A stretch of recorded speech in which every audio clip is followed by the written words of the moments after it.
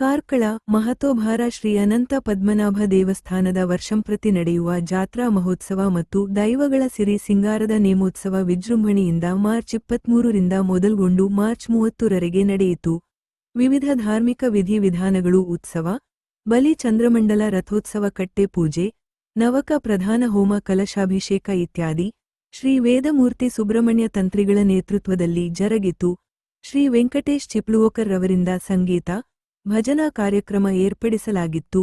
ಮಹಾ ಅನ್ನ ಸಂತರ್ಪಣೆ ನಡೆಯಿತು. ಮಹೋತ್ಸವದ ಕುರಿತು ಕೆ.ವಿ. ಶಂಕರನಾರಾಯಣ ಭಟ್ ಮಾಹಿತಿ ನೀಡಿದರು. ವರದಿ ಅರುಣ್ ಭಟ್, ಕಾರ್ಕಳ.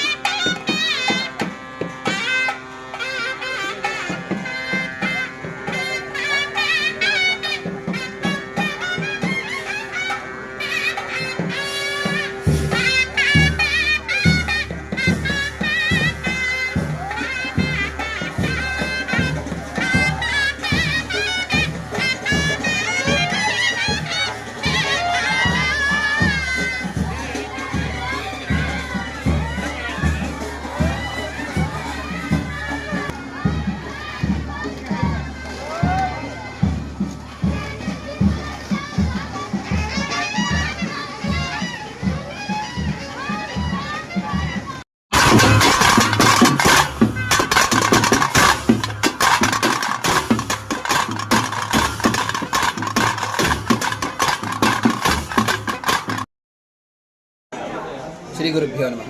ಎಲ್ಲ ಭಕ್ತಾಭಿಮಾನಿಗಳಿಗೂ ಕೂಡ ಹೃತ್ಪೂರ್ವಕ ನಮಸ್ಕಾರಗಳು.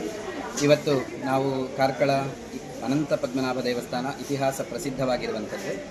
ಸುಮಾರು 500 ವರ್ಷಗಳ ಕೆಳಗಿನ ದೇವಸ್ಥಾನ. ಆ ದೇವಸ್ಥಾನದ ಮಹೋತ್ಸವದ ಸಂದರ್ಭದಲ್ಲಿ ನಾವಿದ್ದೇವೆ. ವಿಶೇಷವಾಗಿ 7 ಅಥವಾ 9 ಮಾಗಣೆಗಳ ಒಂದು ನೇತೃತ್ವದಲ್ಲಿ ಒಂದು ಮಹೋತ್ಸವ ಕಾರ್ಯಕ್ರಮವು ಪ್ರತಿ ವರ್ಷವೂ ಕೂಡ ಇಲ್ಲಿ ಜರುಗ್ತದೆ. ಅನಂತ ಚತುರ್ದಶಿಯ ನಂತರ ಅತ್ಯಂತ ಮಹೋತ್ಸವದ ಕಾರ್ಯಕ್ರಮ ಅಂದರೆ ಇಲ್ಲಿಯ ಜಾತ್ರೆ. ಆ ಜಾತ್ರೆಯ ಒಂದು ಶುಭ ಸಂದರ್ಭದಲ್ಲಿ ಕ್ರಮವಾಗಿ 7 ದಿನಗಳು ಇಲ್ಲಿ ಗರುಡನ ಆರೋಹಣದೊಂದಿಗೆ, ಧ್ವಜಾರೋಹಣದೊಂದಿಗೆ 7 ದಿನಗಳ ಕಾಲ ಕಾರ್ಯಕ್ರಮಗಳು ನಡೀತವೆ. ಅದರಲ್ಲಿ ವಿಶೇಷವಾಗಿ ದಶಮಿಯ ದಿನ ಮಹೋತ್ಸವದ ಕಾರ್ಯಕ್ರಮವು ನಡೀತದೆ, ರಥೋತ್ಸವ. ವಿಶೇಷವಾಗಿ ಈ ವರ್ಷ 3 ರಥೋತ್ಸವಗಳು, ಚಂದ್ರಮಂಡಲ ರಥೋತ್ಸವ, ಗರುಡ ರಥೋತ್ಸವ ಹಾಗೂ ಬ್ರಹ್ಮ ರಥೋತ್ಸವ ಅಂತ. ಮೊನ್ನೆಯ ದಿನಗಳಲ್ಲಿ ಗರುಡ ರಥೋತ್ಸವ, ಪ್ರತಿನಿತ್ಯ ಚಂದ್ರಮಂಡಲ ರಥೋತ್ಸವ ಹಾಗೂ ಇವತ್ತಿನ ದಿನದಲ್ಲಿ ಬ್ರಹ್ಮ ರಥೋತ್ಸವವು ಈ ದೇವಸ್ಥಾನದಲ್ಲಿ ನಡೀತಾ ಇದೆ. ಭಗವಂತ ಪ್ರಸನ್ನನಾಗಿರುವಂತಹ ಕಾಲ ಅದು ಉತ್ಸವದ ಕಾಲ. ಉತ್ಸವೈಶ್ಚ ಅನ್ನದಾನೈಶ್ಚ ಕ್ಷೇತ್ರವೃದ್ಧಿಸ್ತು ಪಂಚಧಾ ಅಂತ ಇರುವಂಥದ್ದು. ಒಂದು ಕ್ಷೇತ್ರ ವೃದ್ಧಿ ಆಗಬೇಕಾದ್ರೆ ಭಗವಂತನಿಗೆ ಹೇಗೆ ನಾವು ಪ್ರತಿ ವರ್ಷವೂ ಕೂಡ ನಮ್ಮ ಮನೆಯಲ್ಲಿ ಯಾವುದೇ ಒಂದು ರೀತಿಯ ಭಗವಂತನ ಆರಾಧನೆಯನ್ನು ನಡೆಸ್ತೇವೋ ಅದೇ ರೀತಿಯಲ್ಲಿ ಕ್ಷೇತ್ರ ಎನ್ನುವಂಥದ್ದು, ದೇವಸ್ಥಾನ ಎನ್ನುವಂಥದ್ದು ಊರಿನ ಜನರಿಗೆ ಸಂಬಂಧಪಟ್ಟು ಅವರು ವಿಶೇಷವಾಗಿ ಬಂದು ಭಗವಂತನನ್ನು ಕಣ್ತುಂಬಿಕೊಂಡು ವರ್ಷಕ್ಕೊಂದು ಬಾರಿ ವಿಶೇಷವಾದ ಪೂಜೆಯಲ್ಲಿ ತೊಡಗಿಸಿಕೊಳ್ಳುವಂಥದ್ದೇ ಈ ರಥೋತ್ಸವ ಎಂಬ ಹೆಸರಿನಲ್ಲಿ ನಾವು ಕರೀತೇವೆ. ಉತ್ಸವ ಎಂದರೆ ಹಾಗೆ ಉತ್ಸೂತೆ ಹರ್ಷಮಿತಿ ಉತ್ಸವ ಅಂತ ವಿಶೇಷವಾಗಿ ಭಗವಂತ ಆ ಊರಿನಲ್ಲಿರುವಂತಹ ಎಲ್ಲ ಜನರನ್ನು ನೋಡಲಿಕ್ಕೆ ಹೊರಡುವಂತಹ ದಿನ ಅದು ರಥೋತ್ಸವ ಅಂತ ನಾವು ಕರಿತೇವೆ. ಕಟ್ಟೆ ಪೂಜೆ ಅಂತ, ವೇದಿಕಾ ಪೂಜೆ ಅಂತ ನಾವು ಕರಿತೇವೆ. ಆ ದಿವಸ ಭಗವಂತ ತನ್ನ ಸನ್ನಿಧಾನದಿಂದ ಹೊರಟು ಇಡೀ ಊರಿಗೆ ತಿರುಗಾಡಿ ಎಲ್ಲ ಮನೆಗಳಲ್ಲಿ ಬರತಕ್ಕಂತಹ ಕಷ್ಟಗಳನ್ನು ದೂರ ಮಾಡಿ ತಾನು ಅಲ್ಲಿಗೆ ಹೋಗುವ ಒಂದು ಮುಖಾಂತರ ಆ ಭಕ್ತರ ಕಷ್ಟಗಳನ್ನು ದೂರ ಮಾಡುವಂತಹ ದಿನ ಅದು ಮಹೋತ್ಸವ ಅಂತ ನಾವು ಕರಿತೇವೆ. ಅದೇ ರೀತಿಯಲ್ಲಿ ಇವತ್ತು ರಥಕ್ಕೆ ತೆರಳಿದಂತಹ ಭಗವಂತ ಅಲ್ಲೇ ಇದ್ದು ರಾತ್ರಿ ರಥೋತ್ಸವದ ಒಂದು ಸೇವೆಯನ್ನು ತೆಗೆದುಕೊಂಡು ಮತ್ತೆ ಪುನಃ ಸನ್ನಿಧಾನಕ್ಕೆ ಬರ್ತಾನೆ.